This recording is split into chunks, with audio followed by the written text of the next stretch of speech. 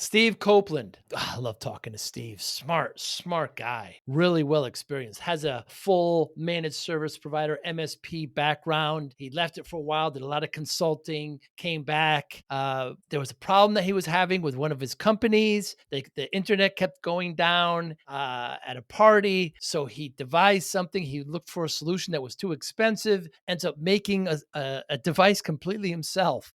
Just an incredible story. I love hearing about people having problems, creating a solution, and saying this solution could help so many other people. It's really, really cool. We opened the conversation. He's a big fan of Star Wars and hot rods. I have questions about that. We start the conversation with that, but he's just a real fun, well-rounded, smart man. He's there in Southern California. His roots start with, like I said, in the technology background, creating an MSP, coming from an MSP, creating another one, then having lots of contracts. How does vodka play into his past and his career? How does 5G? How does Nikola Tesla come in? You'll all learn this and more. Great conversation with Steve Copeland. Thanks for listening. Hi, I'm Joey Pins.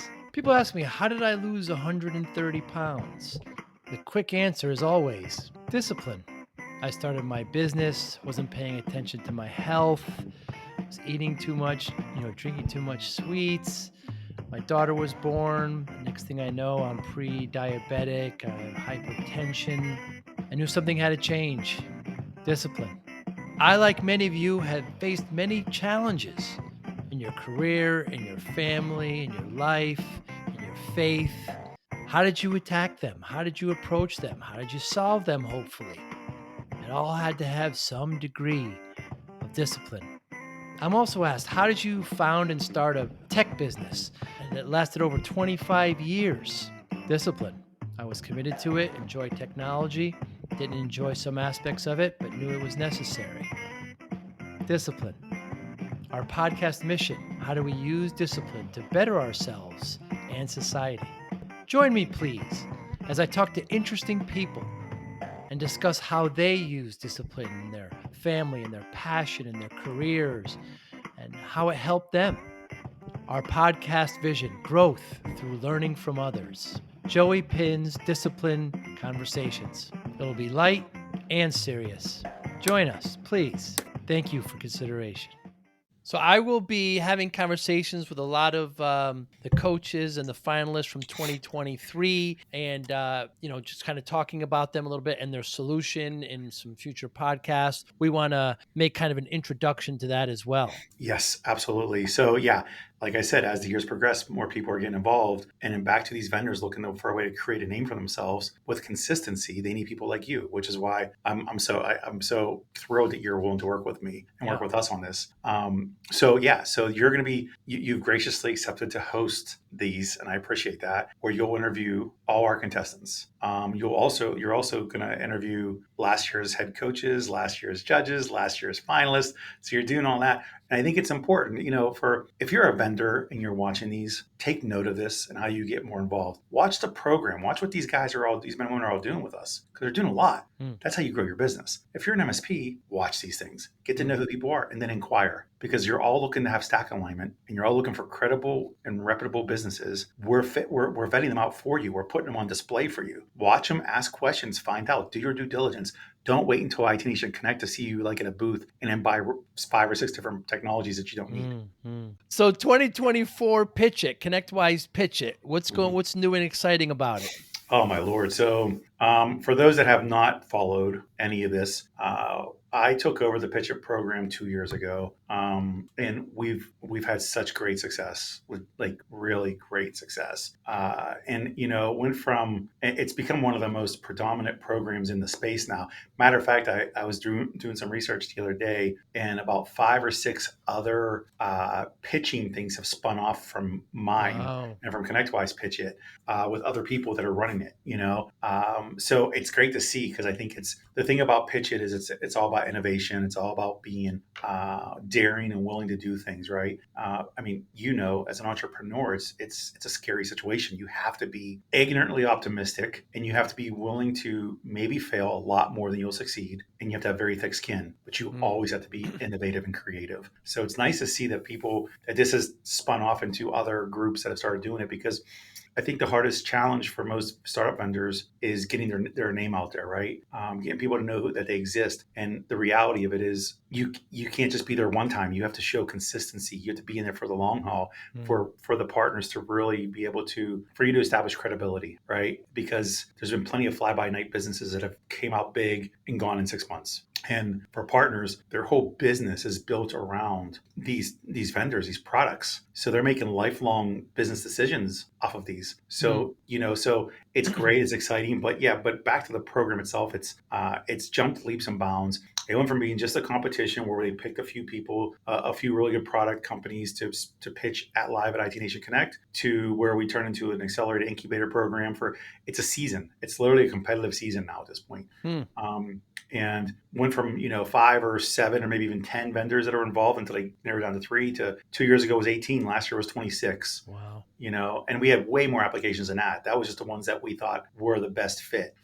So yeah, we're getting ready, and we're getting ready to put out the press release in a couple of days, because then the application process will start February 1st. So I recommend anybody from around the entire globe to apply. We've had over just last year alone 6 different countries represented, between the U.S., Canada, to Israel, to Australia, to New Zealand, to the U.K. They all involved in this competition. Steve Copeland, thanks so much for your time today.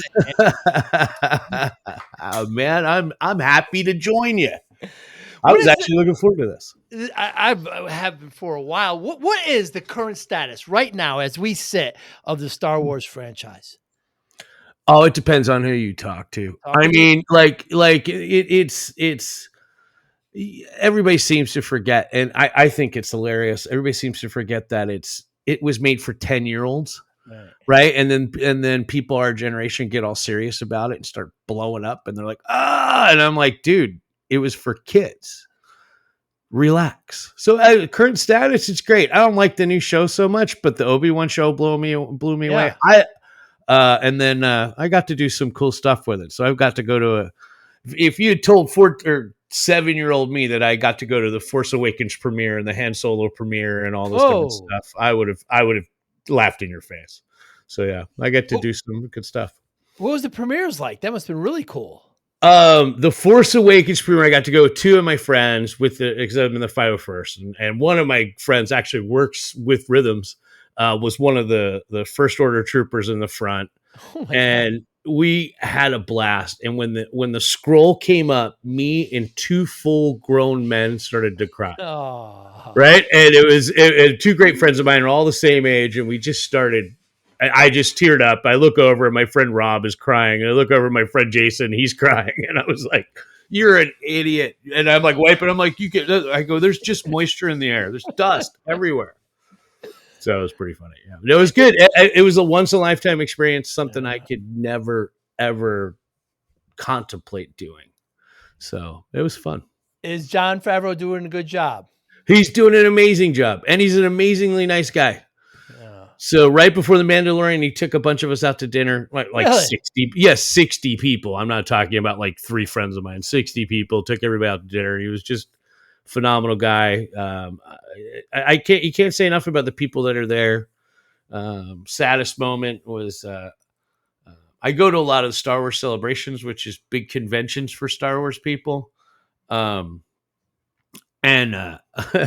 we owned a nerd podcast, so I got to say I got media passes, and I snuck in with a friend of mine who worked at the time for 2020, right, for ABC News. So I snuck in the back, and right before Han Solo comes out, or Harrison Ford comes out.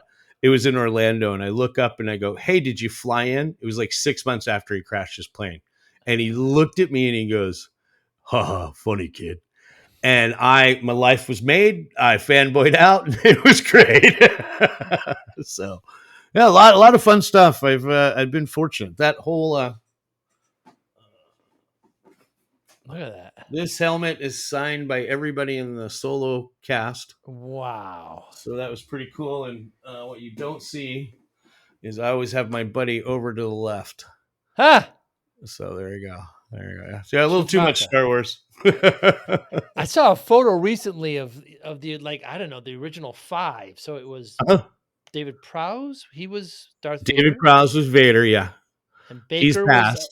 he's passing. Baker was Mhm. R2D2, Yep, and then Chewbacca was the tall British guy, that's of Greg course, Mayhew. Mayhew, Oh and yeah, Peter Mayhew. Greg Peter Mayhew. Peter Mayhew. Greg Mayhew is a guy I used to work with at Cisco. Ah, are they But related?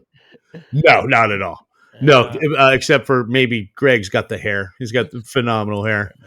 But Peter Mayhew, he was a smoker. I'm a smoker. uh, So at the conventions, I'd be outside talking to him. So before 2015, nobody was going to these conventions, and I'm right. like walking Carrie Fisher's dog, Gary Fisher, the French bulldog, as Darth Vader. Hmm. Right. So it was a lot of fun. It was, after I left the MSP world, that's where I kind of went for like 5-6 years. And people were like, "What are you doing?" And I'm like, "I'm just having fun. I'm just, enjoying my life and spending way too much on movie accurate costumes." Right. So, yeah. When Lucas sold to Disney, were you sad? What were your feelings when that happened? Oh, I thought it was good. It's when they got rid of the books that I got really upset because Ah, my Amazon book list is crazy. With all the different books, and I've read everything Legends that's out there, all the way up really? and down. Yeah, so Wasn't I'm a there nerd. one? Wasn't there one thing where Skywalker, somebody actually becomes like a vampire? Do I have that right? Or Uh, a vampire. He becomes like he's a force. It's not Skywalker. He becomes like a zombie-ish force ah, sucker, if you will. Oh, there we go. Hold on. Just realized my phone is still on. oh. There we go.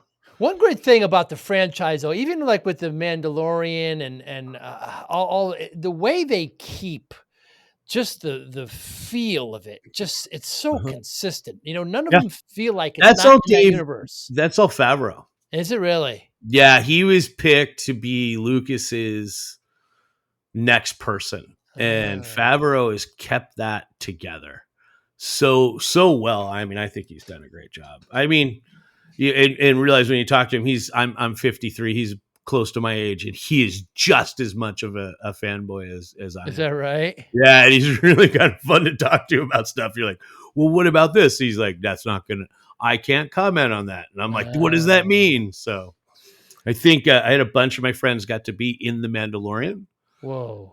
and I did an amazing interview that kind of went a little viral. I I asked a friend of mine. I was like, "Hey, we grew up playing with stormtroopers. Now you get to play as one." I go, "So what's it like to play with yourself?" Ah, And he dropped. And Favreau was behind me, and he just started laughing. He goes, "Can you interview me next?" That was great. Just for our little tiny podcast, it was fun. that's so Long time cool. ago. And Yeah. and what are your thoughts on the Disney attraction there at Hollywood Studios in Orlando, Disney World? I like the one at Disney World. I just don't like going there anymore. It's just too much. What It's does that mean? too many people. Ah, Yeah, yeah, you I'm gotta like, pick this is times. nuts, right? Yeah, yeah. And so I live right by Disneyland, so we had passes as the kids were growing up. Now they're 22 and 20, and they could care less, right? Mm, But we used to go all the time, and you're 20 minutes away, so you're like, hey, let's go, right? And it's just become ridiculous. Like yeah. it's the crowds, and you're like, no. So just not as much of a fan as I used to be, but it was great when it was, right? I went to Wikipedia and I saw there's like 4 movies coming out in the next 3 Yeah. or 4 years. Yep. It's a Mandalorian Grogu, I think was one, and yeah, so they're still So alive and strong. yeah, oh yeah, they're gonna keep going. I think they're following that Marvel Right. Disney thing, right? They invested, was it like a couple billion into Lucas? They're gonna get their money out. Trust me, Yeah. it's Bob Eisner. Um, but one of the interesting thing that wraps up that Mandalorian movie wraps up all the shows Ah. except for this new one that's out, but it wraps up all the shows into one big piece. And if you ever watch the uh, Mandalorian or the Obi-Wan or Ahsoka, if you ever watch them, they're 3 episode arcs. They're just mini movies. So if you watch 3 Hmm. episodes, like watch a movie. So it's kind of interesting the way they do that. So. I started that in Osaka, but then I dropped off. I Mm-hmm. should return to that. Or just you just reminded me Yeah, because it was good. I liked the Obi-Wan. I liked the Mandalorian. So there's going to be no more of those. It's going to end. Yeah, it's going to Uh, end, and then the next one, and then the Boba Fett one. the Boba Fett one is going to end too. It's all going to wrap in together, and then the only one that's standalone is the Andor one. But that ends too. Spoiler alert: he dies. So that was the Rogue One movie, right? So he dies in that one, right. which is still rated as one of the top movies ever.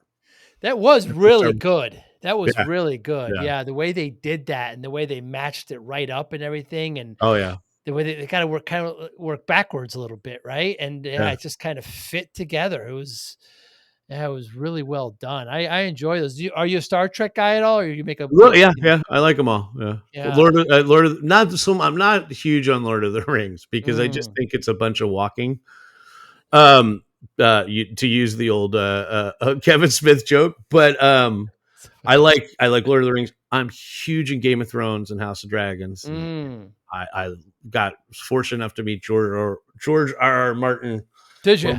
To throw a convention before when he just written the books. So it was I'm just a nerd at heart. Yeah. And then it's really funny because I have a whole group of friends that do that, and then I have a whole group of friends I'm into hot rods too, and they're like, I saw that. They're like, what? And I'm like, what? I can do both. They go hand in hand. Yeah, I think so. I think so too. I don't know. Tell me what you think about this, Steve. I always say Star Wars is fantasy. It's in a galaxy a long, long time ago. It happened in the past. Whereas Star Trek is in the future. It's science fiction. That's the big difference between the two. Do you agree? No, I think they're both science fiction. Now, so my ex-business partner that I had managed my IT with and a couple other things had the best take, a huge Star Trek fan. Huge. Yeah. And I'm obviously a big Star Wars fan. He had the best comment for it. He goes, "You like Star Wars because it's gritty and action, and you don't know where it's sometimes you don't know where it's gonna go." And he goes, "I like Star Trek because it's positive and orderly and clean." And I laughed and I was like, that actually makes a lot of sense. Huh. Like, he's like, in your life, I've learned to tame the chaos, but I like clutter, and I like obviously I like things behind me, and I like stuff, and he's like very meticulous, and everything has its place. Whereas I have that too, but there's just a lot of things. So it's funny the way he said that. And I was like, and he goes, and you believe that everybody is inherently going to be not necessarily the best. And I said, well, yeah, being raised by an Irish cop, that kind of happens, right? And then, and he goes, and I hope that humanity will be better, which is Star Trek, which is really interesting. It was kind of good conversation about it. Yeah, I like both. I like both a real lot. I grew up watching a lot of Star Trek, but so Star Wars 78, right? 78, yeah. 77, actually, May 77, May 25th, 77. See? 77. People listening know I'm a nerd right there. And it lost to Annie Hall for the Oscar. Yes. Yeah. Yes. Yeah. Which is but crazy. it changed cinema. Oh, absolutely. I mean, absolutely changed it. I mean, there were so many.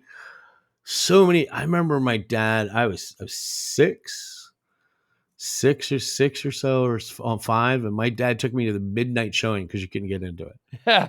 And he's like, "Oh, we're just gonna take you there." And like maybe that's the affinity. That moment, my dad let me stay up to midnight.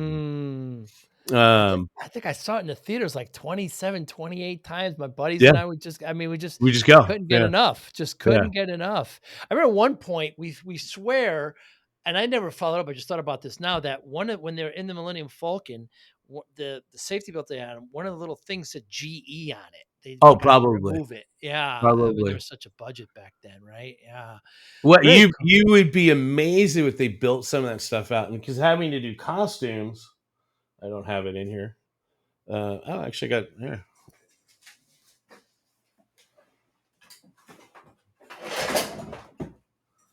having to do costumes, Jesus.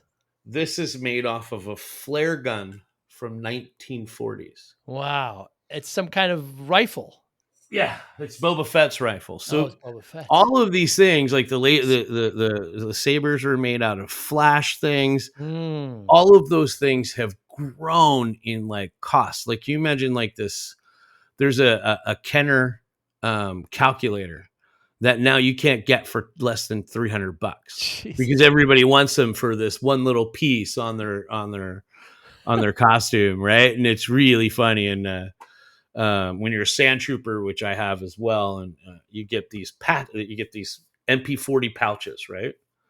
And they're German because he wanted them to look very German. He wanted it to be the Empire to be very, very Nazi-ish. Huh. And so when he did it, he used these MP40 pouches, which doesn't make sense because it's a laser gun, right? Huh. And then so you get those. Everybody flipped out. They're like $200-$300, $400 for just a leather pouch. And I found a place in New Jersey that had the Danish ones. And I bought like boxes and just sold them to my friends. And they're like, "You're selling it way cheaper." It's like, I'm like, "Yeah, $50. I think I paid like $5 a piece for them." And they're like, "This is so great." And I'm like, "You just got to dye it. These are tan. So you just got to dye it." Right. And they're like, "What do you mean?" I'm like, "Oh, I'll show you. Just use some leather dye. It's really fun." And I go, "The exact same thing." And they're like, "What?" And I'm like, "It was made by the same company, everything. It's the exact same piece." So, yeah. I remember hearing like the Star Trek was 67, I want to say 68. Something. I think it got canceled 69, only 3 seasons. But I think it's like one of their tricorders or the doctor's thing was like a salt shaker. Yeah. Just pretty much cut a salt shaker and modified it. Yeah. Have you ever gone to the Star Trek experience in Vegas? I have. Very cool. Yeah. I got to drink a Warp Core all by myself. Wow. And then when they closed it, that same my ex-business partner, Ira, went and got the glasses and shipped me a Warp Core glass. And I'm like, yeah. Was that in the Mandalay? I thought Hilton. I was the Hilton. Oh, it was the Hilton. Oh, maybe I didn't then. Yeah, there's one. They bring it. The convention goes back. It's the Hilton. Right by the Rio, I think. Oh, over there. Yeah. I think it's over there. Wow. Very cool. So you mentioned you started Manage My IT, I think in 2010. So my background is I came into MSP spaces before it was called MSP. So around 2003, I was hired by a great guy named Rob Leone. I think you know Rob. I know Rob. Rob and I then worked at a company called In-House IT out of Orange County, and he did the dream. Everything. I think I still to this day. Leonard DiMichele was there. There's a bunch of people there. I still think Jenna Chase. Going back, so I think he did the dream, or what everybody says you do, right? He did within 20-25 miles. He had 200 clients, not endpoints, clients. Wow. And we would have him go on and go off. He fired clients. He was great. Glenn Ackerman is the guy who started it. And it's since sold. But out of that, I made the worst mistake I ever made in my career. We had a CIO, and I will keep him nameless. I don't think he's in the MSP space, but he came from, I knew Rob and Glenn from DyneTech. So, which is a big IT consulting firm. He was there as well, but the person came in and his brilliant idea, this is 2009, 2010, was he was going to take Citrix Zen Desktop and put it out to all these small clients. And he was going to own the desktop, and he was just going to save them tons of money. And I said, half of these people don't know how to spell reliable internet. Well, we're going to do that. And this is going to take over the cloud, and we're going to do all this. And I'm like, it's not going to come. I fought against him in 2010. This is in 2010. 2009, 2010. This is his great idea. Virtual desktop, which has its place. I mean, it really does in certain places. To this day, it's not. But it's still enterprise. Yeah, it's enterprise. It's not. Just to man that from the Citrix farm is ridiculous. Yeah. So I was like, this isn't going to work. Small businesses are not going to do it. and we fought and fought, and then he kind of waged a not so great campaign against me, and then I made the mistake of saying it's either him or me. Ooh, ultimate. Right? I was cocky. So I got my walking papers that day, the next day, and good severance, great friends. The only saving grace is years later, I got to see somebody, and the CEO, and he said I should have let him go, not you. Wow. And I was like, all right, that's cool. But and then that's how I started managing my IT. And the big thing with that was I said, I'm not going to steal a client. In fact, I refused to. And multiple times I had old clients coming towards me and I would push them back. What do you mean old clients? From in-house IT. Oh. I refused to take a client from in-house IT. Hmm. And then the other thing I thought, and at the time was revolutionary, I guess, I was like, I'm going to outsource all of help desk. I'm just going to hire smart people. Now, did you ever not compete with them? Were you? I would never. I would walk away. No, I mean, when these clients came to you, if you did take them, would you? No, I could have. Oh, you could have, yeah. Yeah, I could have. No, it was before. Well, non-competes aren't good in California. Yeah, they're not hint good. to everybody out there. But I didn't have to sign one. It wasn't an issue. I would literally text Glenn and be like, this person's not happy. This is what they're saying. You need to fix it. And he would. And I think he appreciated that. And I would have. The other piece was, as I said, it was easier to work with 10 clients with 100 computers than 100 clients with 10 computers. It's the same amount of work. Right.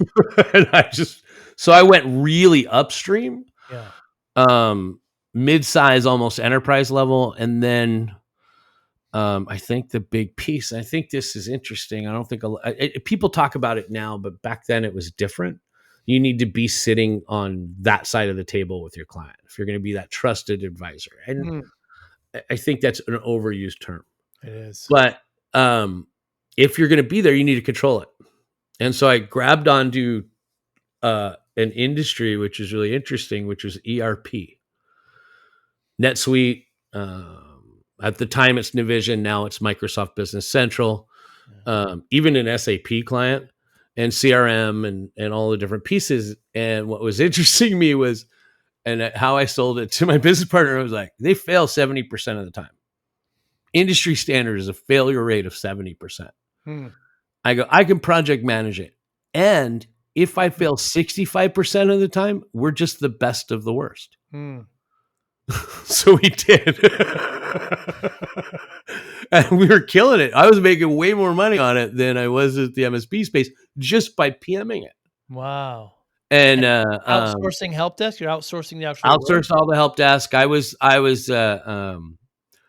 it was really fun. And I had to learn how to do sales, but my sales method was, I don't like one guy, I don't like help desk. I don't ever want to talk to a user. You know what? We're an expert in help desk. And then one guy was like, he can't, and you learned, I was dealing with IT managers, IT directors, you learn where they came from. And then one guy was like, I love dealing with people. I don't like dealing with the servers. I'm like, oh, well, we're expert in servers. Right. Like, meanwhile, I'm in my garage trying to get this thing launched. It was really funny. So, but when we took the ERP side, I was like, yeah, I could do that. No idea. I don't think I could spell ERP when we took our first client on. And I just started learning it. And when we went to sell, they bought the MSP. And they said, oh, we don't want that ERP stuff. Huh. And I went, okay. And I go, well, your non-compete means I can't deal with you. When I sold, I had to do that. And I said, your non-compete means I cannot deal with your MSP core practices. But anything else that client wants, I can do. And he goes, okay. I was like, and I sold before EBITDA. Before anybody knew what it was. It was just, remember you used to buy a book of business? I'm going to buy that book of business, right? It sounded like a bookie in Old Town, in Philly where I'm from, right? And I'm going to buy his book of business and grow mine. He ended up losing 90% of those clients. Wow. So you sold, so that you had a client that you're going to do ERP to, but they were interested in buying your MSP clients. Yes. Huh. The MSP bought all my MSP clients and they're like, well, you want to sell? And I was like, I talked to my partner and he's like, yeah, we could. he goes, you could get a job again. I'm like, I don't really want one. And then, but when we sold it, I was like, all right, well, here's, you open your books, right? So I'm like, here's what we're making on an MSP side of it. An MSP side, we were sub mil. It was like 950, right? And profitability was pretty good. We were at 30-40%. So that's what he really liked. And then I said, well, here's our ERP business, which was 1.2 at the time. And he's That's like, all well, project. That's all project. There's no overhead. Yeah, but he never looked at the overhead. And I was like, I was gonna say, the overhead, and then there's not The a lot of licensing. recurring. That's the only recurring, right?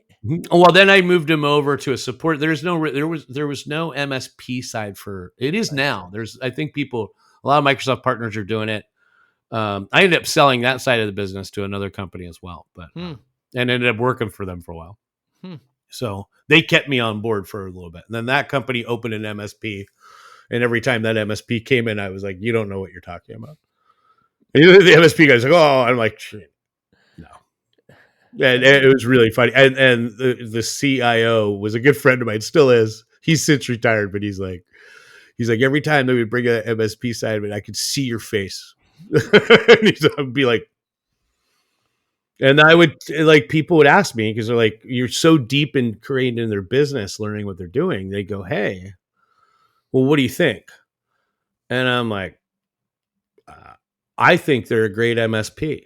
I think you should use them, right? Literally shaking my head the whole time. So, wow. I didn't do them any favors, but I'm sure that guy's not singing my praises anywhere. But I mean, he was going, oh, we do it by user, $150 a head.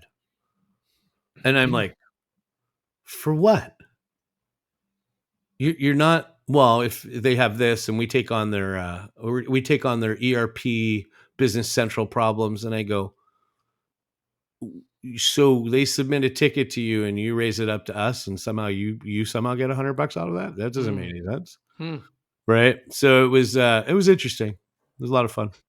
MSP seems attractive to so many, but once they get in, it's tough to do. It's amazing how many people don't understand it. And I think one of the things I've always said is,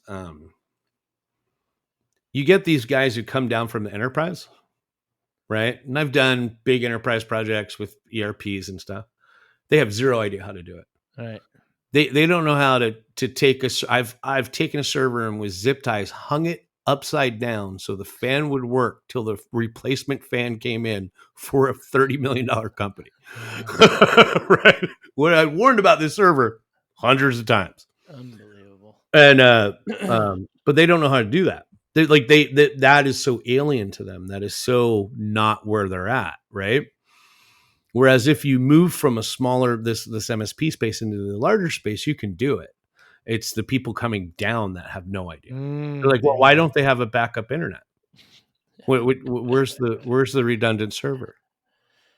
Right? See, and I'm like, I have constant discussions with vendors and upscale. IBM. I'm sorry, I can't. They just they think they understand MSPs, and they don't at all. You got a bunch of contracts listed in LinkedIn. It was pretty cool, the breadth and the width of them. But one that grabbed my eye was the vodka company. How's the vodka business? Oh, this whole company was born out of a vodka company. Really? So, I fortunate. I have a good friend of mine that owns part of my company, but is a private equity firm who I work for. So I work for the private equity firm, and we have what, in essence, is an MSP for 35 different companies.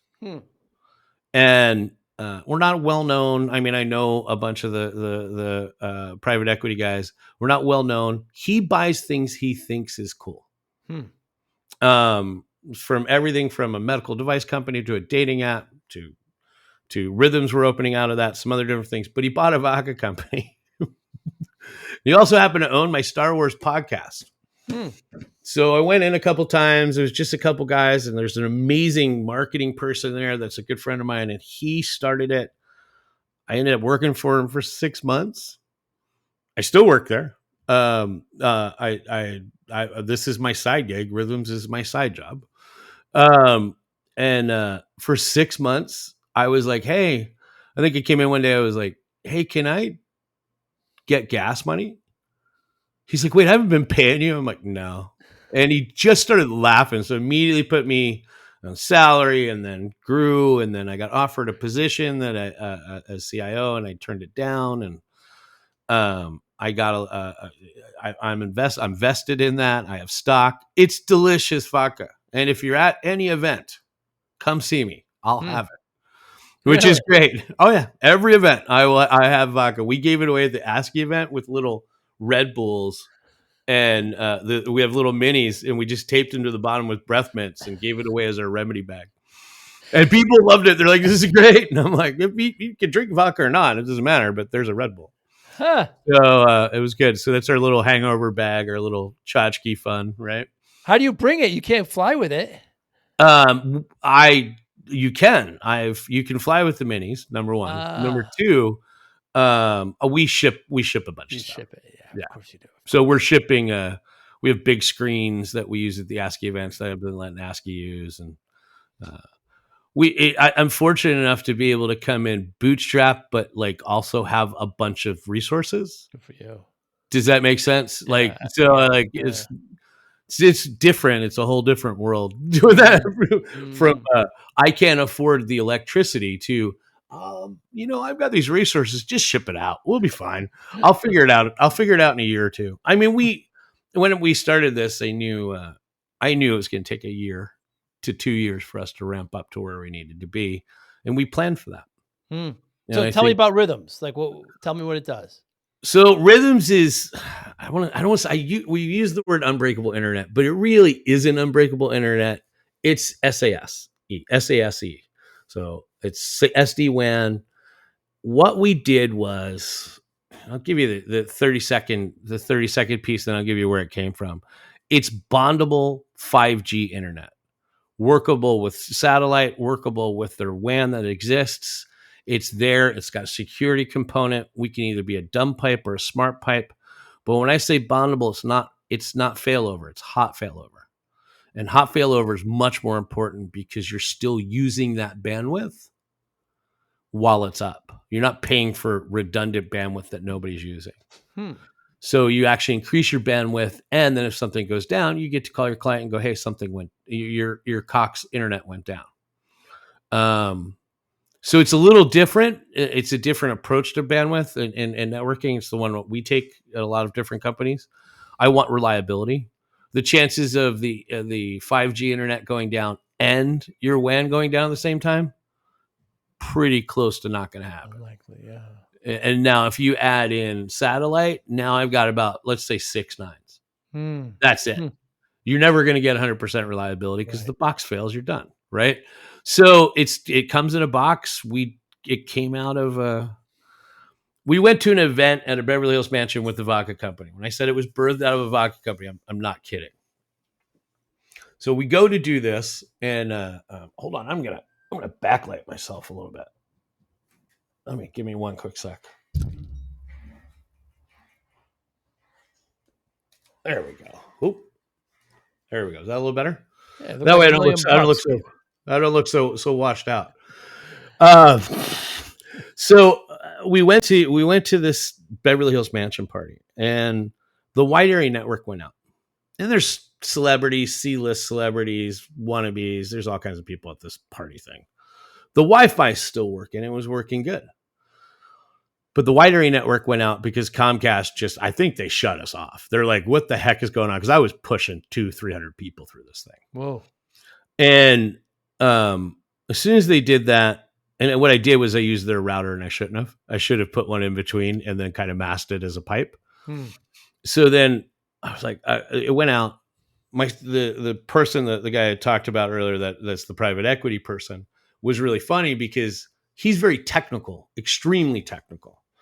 So he comes up to me and he goes, "The Wi-Fi's down." And I said, "It's not down. The Wi-Fi's working." And he goes, "That's not what everybody else thinks." Very valuable lesson at that moment. I went, "Oh, okay." Going back to my MSP days, right? So he goes, "Fix it." because we have to fix this. So I started looking at what these 5G boxes are, where they're at, what's going to happen with them, right? There we go. Now I got it set perfectly. Where this 5G boxes are, and they rent for $1,800 a day. A day. Not economical. Not economical. And I'm like, all right, well, I'm going to go buy one. So I got to go buy one. They sell for $20,000. And I'm like, okay, that's ridiculous. That's before you even get to the service side of it. So then I went and I'm like, all right, I'm going to build it. So I ordered a couple of these routers. I threw them in my garage with my Dremel. Ordered a bunch of Pelican cases. I still got 5 or 6 ruined Pelican cases in my garage right now that I got to get rid of. And just built these boxes. And when I built these, I came up with 3 things I needed them to have. And it was really, really important. One, we need to be carrier agnostic. So carrier agnostic really means it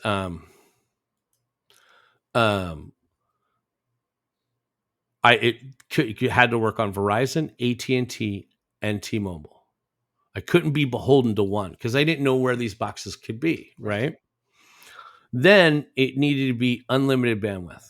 And I think people have come in with some 4G and 5G solutions before, but they had limited bandwidth, and you could get up to 50 gig, then you get slowed down. Tons of different problems there. So I had to make sure. So we negotiated a lot of that. And the other side of it was I wanted to make sure that if I had one SIM card, I wanted all 3 to work. I didn't want to have a SIM card and a SIM card in the back, right? I wanted all 3 to work. So that was that hot swappable, bondable SD-WAN that really came out of that. And then when we did it, I was like, well, why can't we just put the WAN in there? Why can't we just put satellite in there? And we just started adding. I'm like, I don't care if it's a DSL line. You could literally put it in there. It's just a pipe. Now, because it's going through, and we could pass, this always gets asked. We can pass static IPs, we can pass VPNs, no problem. When we first tried it at our offices of the Vaca company,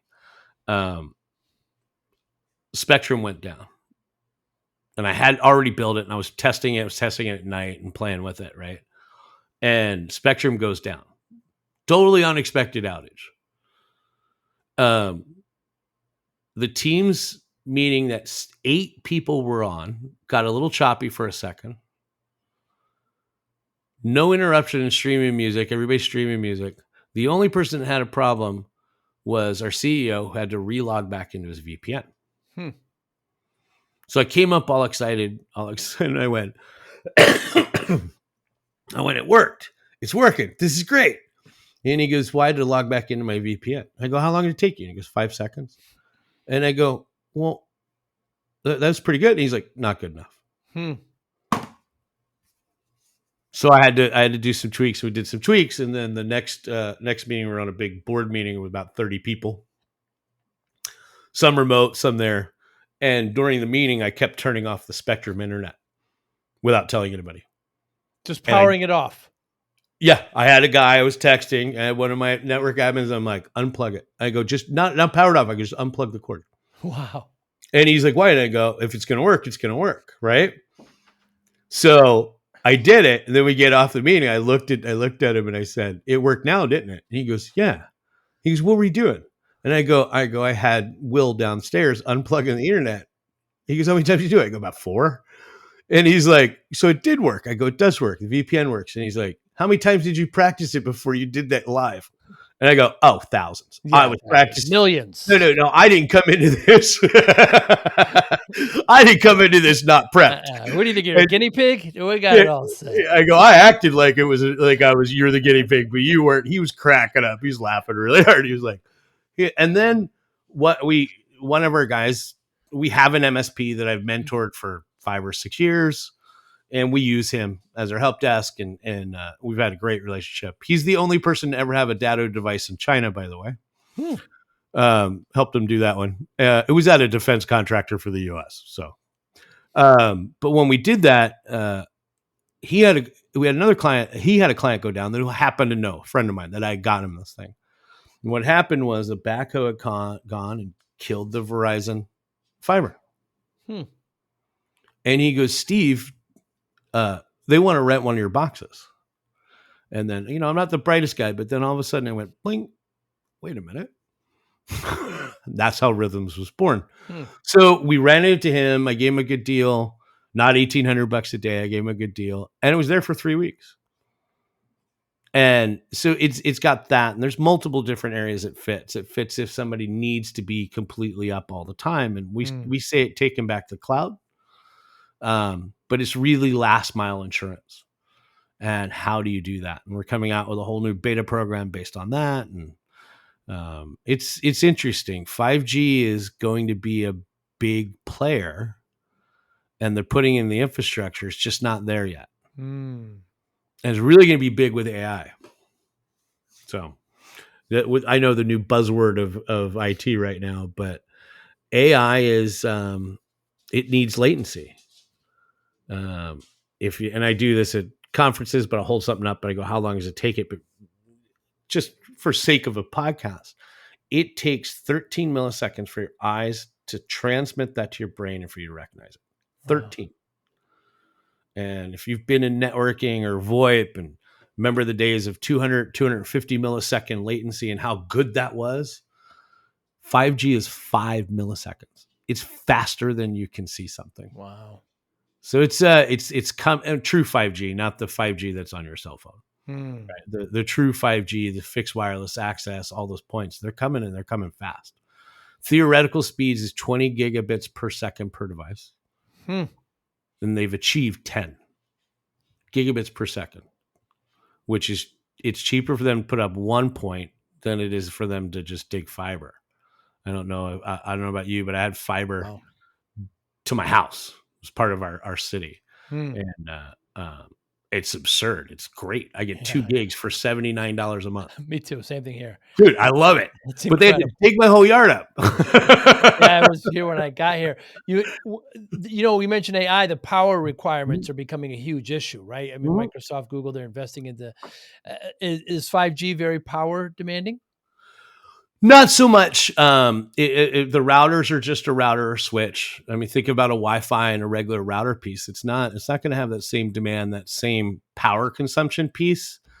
It does require one thing that everybody seems to forget: an antenna. And that antenna needs to be much bigger than people realize. So like one of the antennas in our boxes is the size of a 32-inch flat screen TV. Wow. But that's grabbing all of the bandwidth, all the air wave. You need to grab as much of that wave as possible. I was explaining it to one of our partners, and he's like, well, why does it get so much better than his hotspot? Right? And I go, because your hotspot has the antenna of your cell phone. Your hotspot's no different than your cell phone. Same kind of antenna. Anybody out there, please never buy a hotspot again. They're absolutely just, your phone is much better. So I remember the days of hotspotting and running around, and I remember one of my Dells had a SIM card in it, and I thought that was the coolest thing in the world. Yeah. But now at this point, it's moving to the side of it that you need that. And I was like, imagine 10,000 hotspots, and that's just one antenna, and we have 2 of them in there. So we're grabbing more airwave, right? In fact, we're doing the presentation today is POS systems at the Rose Bowl. They're always constantly going down.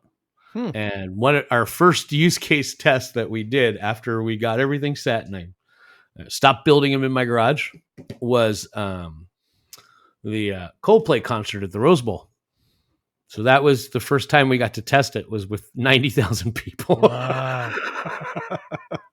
It worked. And the same CEO said, don't F it up. Right? He's full of wonderful nuggets of wisdom and encouragement. Seems it.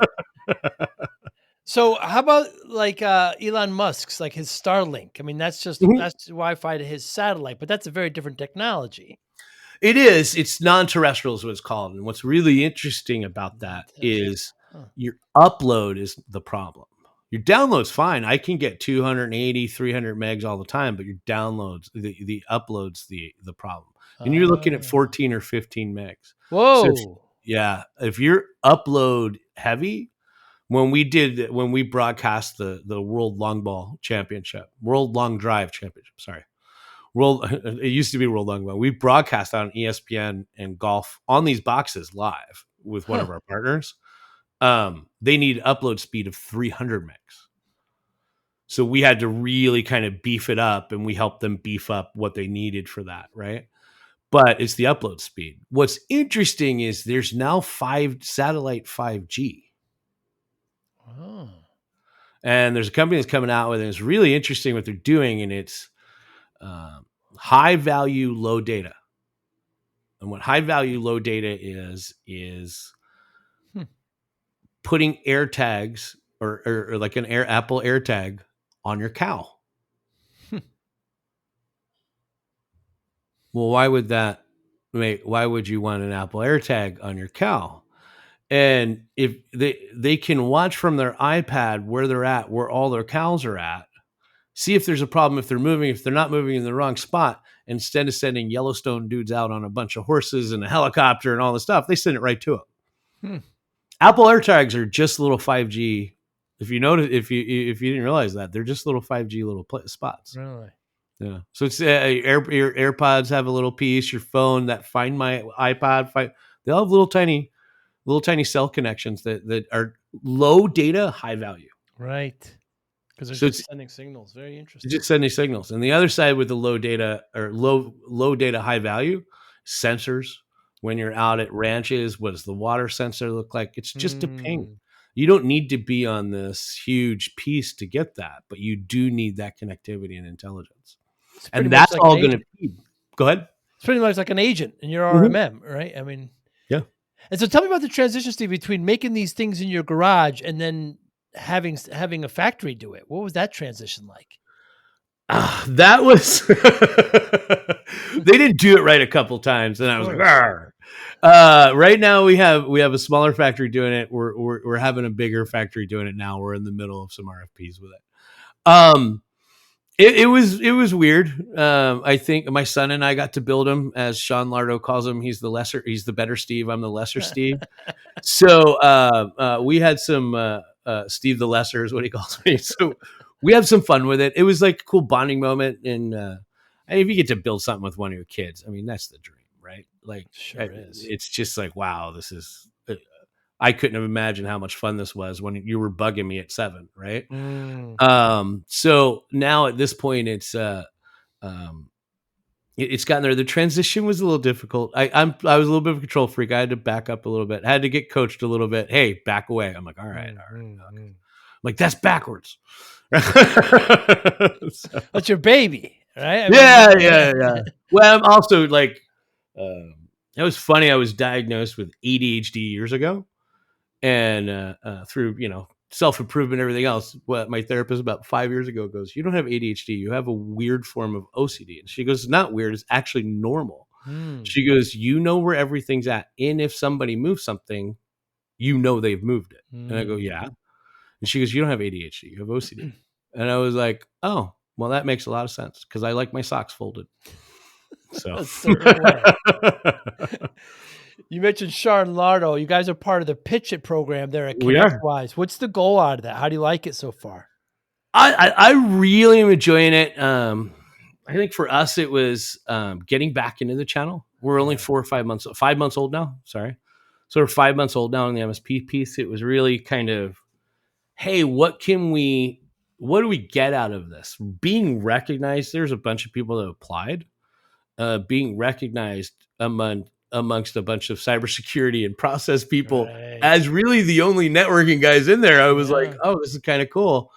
It's given the recognition. I really like it. I've engaged with a bunch of different people there, which I really enjoy. I think they kind of look to me because I've been here, right? And in the past, so it's kind of discussions. And what did I say to one guy? And I'm not going to call him out, but I was like, you need to be prepared to be on a phone or be on a plane in 24 hours. And he's like, what do you mean? I'm like, it's like the Bible. Wherever 2 or more are gathered in my name, you better be there. Right. And he's like, I don't get that. And I'm like, I used to do, going back in a way back time machine, Harry Brailsford pub tours that I would I would get called by letter and he'd be like, get out here now. I'm like, okay, and to jump on a plane, right? God bless you. So that was, you have to have that. We still have that. One of when we were in Chicago at ASCII, the girls in the woman who owns the MSPs in Iowa, and she's like, "This is perfect for my farmers, and we'll put it on their tractors, and we're going to do this." All this great, amazing conversation. And she goes, "Would you come out?" And I said, "Yes, ma'am. Of course I will come out. Absolutely." Mm. She goes, and I don't know the state of the industry. You know that way better than me. She goes, "There's not a lot of people that do it anymore." I'm like, "I will. I don't. This is a physical product. It's not a software product. Right. I have to show you it works." Right. Size matters. Proofs in the pudding. That's why we have proof of concepts for different groups. We've got the new beta program coming out. It's a lot of fun. So I'm doing stuff that I would have wanted when I was an MSP. Does that make sense? Like, show me it works. Right. Don't tell me it works. Right. It's nice when you've been on that side so you can speak their language and understand them. I've had the pleasure to go in Iowa only because my relationship with Arlen Sorensen. He's got the farm out there. And really, really cool experience. So you have an app, Steve, that drives the hardware component, correct? Yeah. It does updates, and it's a lot of work. Yeah. So it has geo pieces. You can see it. You can control the Wi-Fi. You can see the upload, download speed. You can see where the signal is at. Wow. You can actually aim it right towards something if you need to. I could tell you who gets better performance by a location piece. Some of that's open source. We used Open Signal, which is an app to use their open source portion of it to have it, but the thing is phenomenal. Works worldwide. We have our own, it's called Hive Connect. We have our own piece that you could control it. We're controlling it from there as well. So not only are we just providing a box and the carrier services, we have a whole tech support team behind you. You don't need to be a network expert. And it was really interesting in talking about it. And I said this, I think, on somewhere else, but I was like, it really is the last piece that MSPs haven't really controlled. If you think about back, like your carrier services piece, and going and getting a master agent with Telarus or whoever, that's easy stuff. But really controlling the carrier is a whole different world, and it's opened up my eyes a little bit to it. It's really interesting. So, yeah, that is. It's. I mean, as MSPs, when I started my MSP, Steve, back in the 90s, wasn't an MSP back there, just like you said. But I mean, we would get, servers and stage them and plow them into into people's offices and eventually set up small business server and, all these things. But now it's so born in the cloud, internet is more important than ever. So your device ensures that they'll always have connectivity to most of the most important apps. That's why we call it taking back that cloud, that last mile of connectivity. One of the things that we're in beta with was with a smaller box. And I'm not here to sell it, so I'm not going to go in pricing, but if you want to check us out, please get a hold. But it's just a smaller box. And what I did was I taught one of our MSP partners how to sell it at $50 a month to their clients. The irony, of course, is that we were talking about bandwidth, and then our bandwidth stopped for some reason. So you were saying with smaller boxes. So these are smaller boxes, and what we're doing is really taking that moment to go, hey, how do I provide internet? So what I did was they said, and this is the original idea I had, right? And they said, how many clients do you have within a half-hour drive? And he goes, about 20. I go, all right, so let's get you one box, and I want you to sell it at $50 a month to all 20. And I go, have a backup box, and you'll double your money. Wow. And we kind of came up with the idea together, and he goes, this is your original idea. I go, it was, right? So we've got a smaller box. He's got one there. Our commitment to him is if both boxes get deployed, then we'll ship him another one, right? And he's got to ship it back, but just to make sure he's okay. And then I said, I'll write the SLA. I have a couple of attorneys I can use. So let me write your SLA. So like there's if it's a major outage, we will go to who we need to, right? That kind of thing. And if it's based on this. And I was saying sell it for $29.95 a month. And he's like, no, $49.95. He goes, this will just sell left and right. Because all he's got to do is deploy somebody, right? They have the box. He goes out, goes in, 5 minutes setup.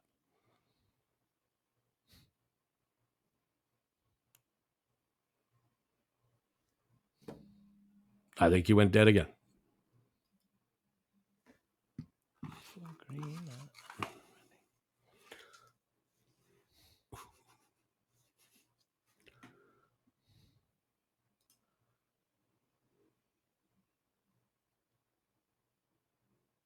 All right, now I'm back. Okay, I'm not sure what happened. Well, you said all he's got to do is just deploy somebody. Oh, you just deploy somebody with the whole different piece, the box. 5 minute setup, internet backup in 5 minutes. Wow.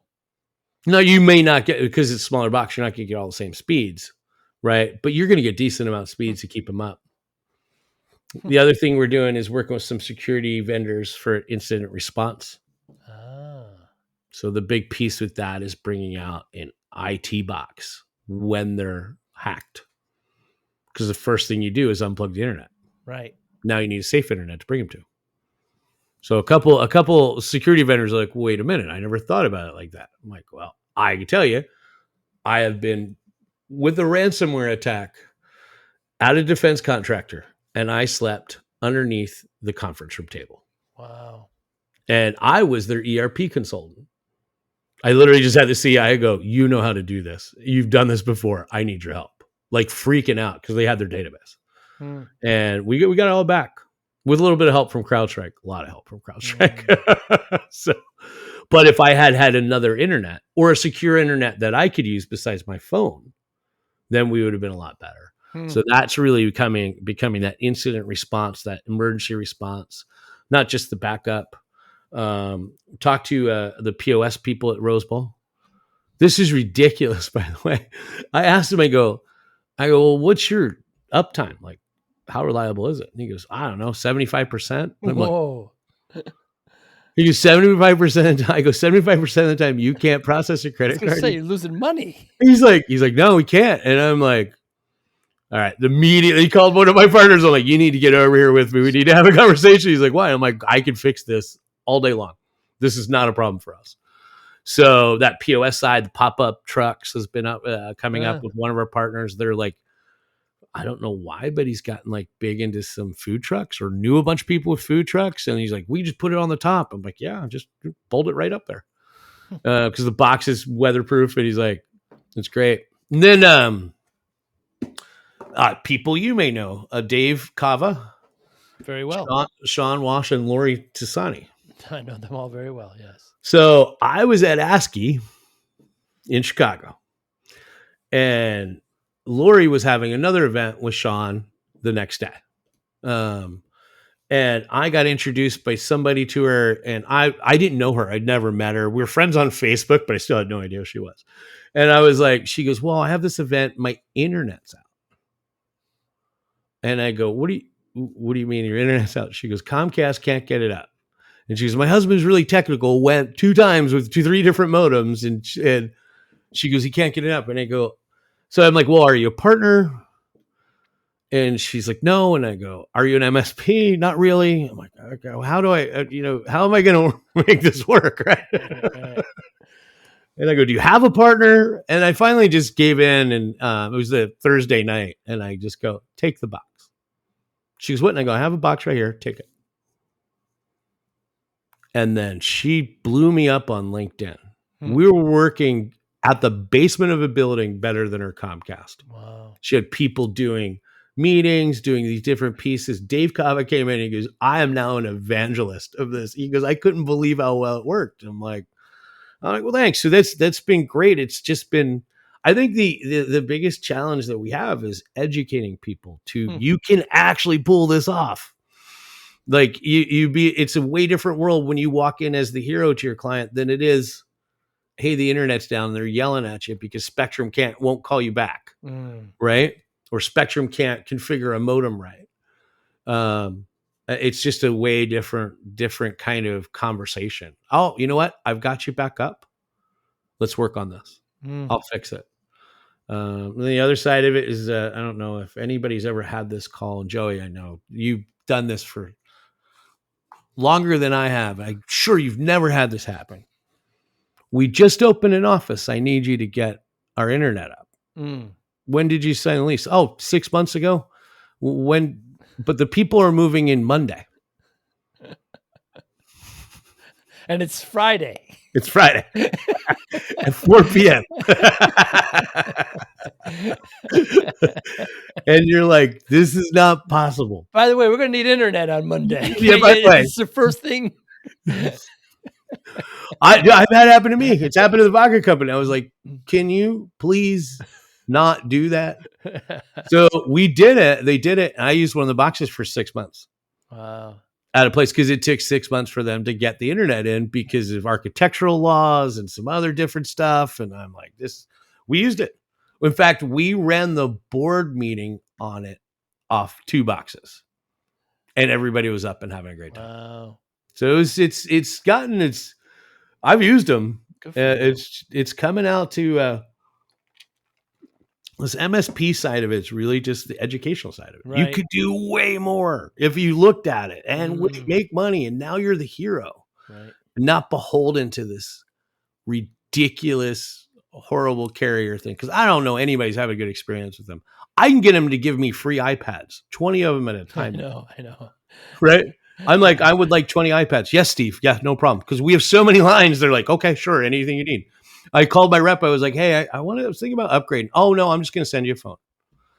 And I'm like, well, what do you mean? She goes, I send the other one back. She goes, no, you don't. I'm like, she goes, go sell it. And I'm like, okay. And it was the 14. It's not like I was. Right. She goes, when the 16 comes out, I'll ship you that one too. Yeah, they just have them. Oh, yeah. Well, when you have enough lines, it's a different thing. One of the carriers we met with, and I've got an email I've got to send to today, but we met with them before July 4th, and they now want us to take on all their MSP spaces in the US. Wow. And I said, I'll do it, but I'm not beholden to you. I'm also going to work with X and Y. So it was quite the interesting concept versus, oh, you get what you get, right? I see 5G. What does it say underneath? It says 1 star, would not recommend. Did you end up creating any patents for any of this? No, there's you know who holds the patent to wireless technology transmitted around the world for pictures and voice and type? Nikola Tesla. 1902. So if you think you've been waiting for internet for a long time, isn't that something? So there's not really a patent side of it. The SD-WAN, I'm doing a little tricks with it using my old Cisco background, Cabletron to take people into the Wayback Machine. But using that background to do that whole, I used to be a network engineer, right? So I love that you had a problem, you solved it, and now other people have the same problem. So your solution could be, it's how all great ideas, happen. It's absolutely wonderful. Yeah. So see, the story. I started my podcast back. My podcast, isn't that funny? I started my MSP back in the 90s. And I was working 14, 16-hour days, just like you were. And I still do many times now. And I wasn't paying attention to myself. Before you know it, I got myself up to 340 pounds. The doctor said to me, if I don't lose the weight, I'm not going to see my daughter graduate. My youngest was just born. So it took the next 6-7 months, lost 130 pounds, kept it off. People always ask me how, like there's some freaking, easy solution. I said, yeah, it's simple. It's discipline. That's how I got it off. I got a routine. I got some willpower. And all of a sudden, I'm worried about not being around for my daughter. So it's discipline. I wonder how discipline plays a role in your life, Steve Copeland. In my life, so I work a lot from home. I'm remote. So when and I had the same problem. If you look at pictures way back when, and please nobody do that. There was a lot of weight. There was a lot of different things. I had to learn how to not take things so seriously and not take things so to heart. I'm an intense person, and I like being that intense person, and it drives me. Yeah, but it can take over. So that work balance was the biggest problem I had.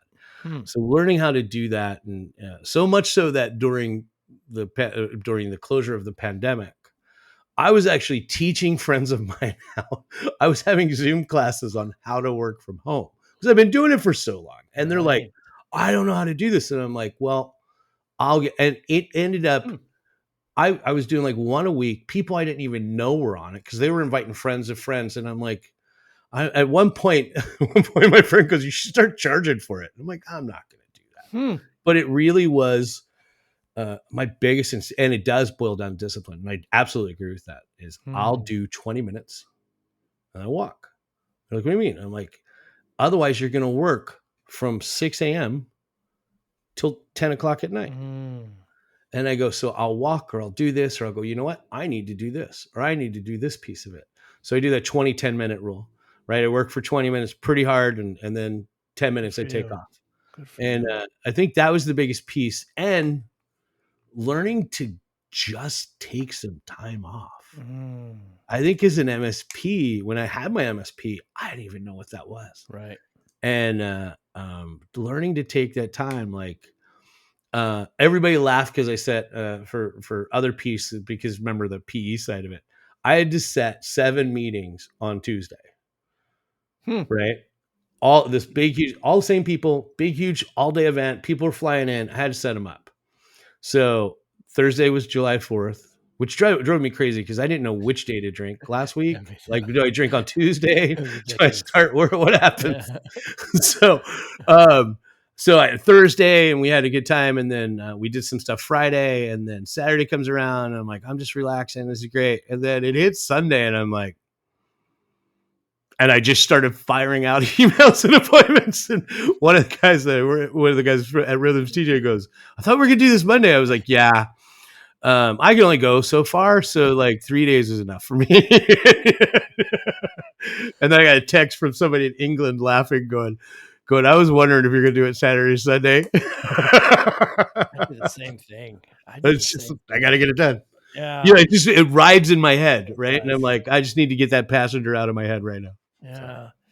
I've been working from home. I closed my offices brick and mortar before the pandemic, about a half year before, and it's good because there's no commute Yeah. and you can get right there to it, and it's bad because there's no commute and you can get right Get there right to there it. to it, right? Yeah. It gets. I used to say that when we sold our sold the MSP, we were right by Fashion Island or right by South Center in Costa Mesa in California. Oh, So the rent was not cheap, yes, right? yes, yeah. And we had great offices, and I always said that was the biggest waste of money. We should have just stayed out of the garage. We could have had everybody work remote, right? And since then, I went, offices aren't bad. I go, offices are great. You get to go. Our offices are right above an axe throwing place in Phoenix. So about once a week I fly out, or once a month I fly out there. And I used to drive out, but I will not drive out during this. Right. It's Summer. Yeah. ridiculous heat right now. Yeah. But I'll fly out there and spend the week there, and then we get to go down and go axe throwing, and Nice. I go, I want a good office, I want a fun office, and so, but that was a big thing, was, do we take that cost on? And I was like, yeah, I'm not going to go in it, right? But and then we have also offices in El Segundo that everybody laughs at because I go in once a week, maybe. Mm. And like, they're like, somebody will be like, I haven't seen you for 2 weeks. I'm like, I know, I'm working. I don't need to be here. Right. And it's kind of funny. So, but yeah, no, I think that's my biggest takeaway, was learning that piece. Right. It was a big moment. And, and that goes back to your health piece, right? Mm. That was a big concern of mine too. I mean, discipline, cutting out soda, all that different stuff. But there was a big thing, was the stress side of it. I had acid reflux. Real bad. Like I could get ice cream stuck, and it was like bad, and it was all stress. Yeah. And I don't take anything anymore. I don't have to do any of that stuff. And and good for you. I said that the first time when we jumped on the pitch it call, I was like, "You're looking good, man." And everybody was like, "What?" I'm like, so much room for improvement. What motivates you, Steve? Oh, myself. How so? I truly believe that there's room to be good and make money. You don't like what we did with Lori. I didn't charge her, right? It was be good, do better. And that's kind of this big thing. And when you say myself, usually people go, oh, I like an attaboy, or I like to make money, or I like this. Those all come when you strive to be better. You get the kudos when you're a better version of yourself. You get the money when you're helping others, and you do it with a giving heart. When we do the presentations and we do that, I literally tell people exactly how I did it. And I got, oh, you're going to get competitors. Good. They're just going to make me better because I'm hugely competitive. Right. So I have no problem with that. But I want to, I want to, it's that giving heart. And I think, I think that side of it is really that side of it is that I'm not, I know this sounds so cheesy to say. I feel like I'm on a Dr. Phil episode because like people that know me are going to be laughing, but if they truly know me, they'll go, "Dude, I totally got it. That's exactly how he is." I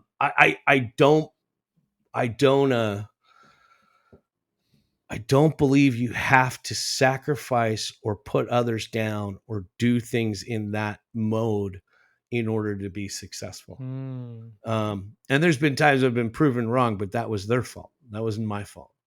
And since then, and I've learned to, and I've taken the time to surround myself around good people with good people, and knowing that, I think that's the biggest piece with it is that side of it. And it took me a long time to figure it out. I don't think it. I'd love to say I figured it out in my 40s. No, I hit it in my 50s. So right around my 50s, I was like, yeah. I always say men don't become men until their 50s. I don't know. I agree. I would say women 40s just because they tend to mature earlier, but men, it's just, we just need to, we have to find ourselves, So given that motivation, Steve, how do you measure success? How do I measure success for myself or for the company? Two different things. Success for the company means I've got partners that we've helped that obviously they're going to make money. We're going to make money. We're a pure MSP play. We're not going to sell direct if I can help it. That means I may be reaching out to people like, you're not a partner yet, but I've got something going on there and I need your help. So that's the big piece of it. So for us, it's really the amount of partners, that community. And I think that's important. For myself, my kids look up to me, and that's all I really care about. I've gone from the stage at ASCII in Newark. I got to have my 81-year-old father come. Wow. And I was there with my 22-year-old son. Wow. Right. And we had a great picture taken with the three of us, the three generations. But what I realized at that moment was I wasn't looking for approval from my dad. I was looking for admiration from my son. And I realized that moment there. So for myself, my kids look at me and I can sleep at night, then I did a good thing. That was a good day. And my friends are happy. I know you, everybody's like waiting for that. Oh, I want to be the biggest entrepreneur. I want to be that. Nah, come on. It'll come, right? It comes if you do it with the right heart. That's why we make jokes like the 5G will not recommend shirt, and the our mascot's called Slappy. It's a bee because 5G kills the bees, right? I like to have fun with it. Yeah. And I will tell you, coming back into this space, I've probably been the happiest, and it's been remarked on by a couple of friends of mine. I've been the happiest I've been in 6 months. Good for you. Not because I'm coming back in this space on this big white horse or anything like that. Right. Just having some fun. And everybody wants to leave this community until they have. Exactly. And when they do and they come back, I've had a long spot away, and coming back, I realized, man, I really did miss this. Yeah. This camaraderie. You don't get this in lawyers, and you don't get telco this or accounting. This kind of relationship. Like I remember helping MSPs when I was in MSP. Right? Me too. I joined a peer group. It was great. Yeah. It doesn't happen in a lot of places. No. Real estate agents. These people. Yeah, very different community. Try it in vodka, right? Really? Oh, that's competitive. Is it? Oh yeah. And I have the greatest guy leading it. Two of the greatest guys leading that company. They're as competitive and as but good people. Right. And I think that's where I've gotten a lot of that mentorship was from them. Is that okay? You know, the old adage goes, "I'd rather be feared than loved." Mm. And but there's another add to that. I'd rather love to be feared, Yeah. right? And I don't have to be feared. People know if I get serious, right? And it doesn't happen often. You don't have to use it. It was it's kind of I use it at vendors all the time. Like I've I've literally been on a call, hung up, and like, okay, so how are you doing? And I've had people that are in my office going, I go, I just used that. That wasn't an emotion. Right. That was Yeah. just a voice I have. That's the Right? Philly in you. Yeah, I have some of the Northeast in me as yeah, well, yeah, because a when you little gotta bit. get serious, you bark and then you hang up and you move on. You're Yeah, smiling. You're yeah, yeah. it doesn't matter. So, Yeah. and it's interesting being able to use that, whereas before I used to feel it. Mm. Going back to Oh, that piece, I would feel it. Now I oh, don't you feel it. couldn't separate. You couldn't No, compartmentalize it. Yeah. no, I Yeah. can't. Now I can compartmentalize it. That comes with age. Yeah. But when I Used to. learned how to do that, Yeah. Yeah. oh Because yeah, then you just burn yourself out. You're pissed for the rest of the yeah, day, and yeah. yeah, yeah, yeah, yeah, That was the big deal I had to learn how to yeah. do, and Oh that yeah, I was the laugh. stress. That was Yeah. the weight. That was everything. Right? All of that was coming from that side of it. Learning how to change that was the big deal. So, So great talking to you today, man. I dude, it's really great. appreciate I you. can't wait. We're gonna see each other at IT Nation, right? IT Nation, maybe even before that, I'm going to a bunch of events. I'm doing CompTIA, ASCII, these Okay. couple others. Anybody listening, how can they get in touch with you, Steve? You can go right to our website. I don't know if we have a form yet. I've been yelling at my web guy. Or steve.copeland at rythmz.com or on LinkedIn, Facebook. We've got a link. We've got an Instagram now. I don't know what they're doing. I'm not. I don't. I'm not in charge of that. uh, Rhymes Network. It's with a Z. RYTHMZ. yep. RY Rhythms. Right. Rhythms. RYTHMZ. I Right. spelled it wrong on the corporate paperwork. Did you really? Yes, it's supposed to have RHYTHMZ. Is how you spell rhythms, right? Right. Rhythm. And I spelled it wrong, but I'm like, oh, I like it. Let's add a Z to the end. And Ah, so I'm like, oh, I like this. And then I was like, oh, this is a brilliant idea. I'm the smartest guy in the world, right? Pat myself on the back. I'm going to be able to buy rhythms.com, right? Cheap. Nope. Somebody had already bought it and they wanted like they wanted $8,000 for it. And I talked them down, but still, it was not cheap. And I've laughed about it with friends. I was like, oh, I got myself so brilliant. I spelled it wrong. That's cool. It's edgy. Nope. well, you tried at least. So Steve Copeland at LinkedIn, Yeah. rhythmsnetwork.com. Steve, thanks so much for your time, man. You be well. Joe, it's good seeing you. I hope to see you at some events that's going to have some fun. Very cool. Thank you for listening and or viewing Joey Pinn's Discipline Conversations. Please share this episode with one or two of your friends who you think may benefit from the episode. Our website, www.joeypins.com. There you'll find lots of resources and you could join our mailing list. Please follow us on all our social media, Instagram, Twitter, and Facebook. Podcast information, the video version of our podcast is on YouTube. Please subscribe. Audio is on all major podcasting platforms. Please follow them. And if you like it, please consider giving 5-star rating. Would really appreciate that. Thank you again for listening or watching Joey Pinn's Discipline Conversation.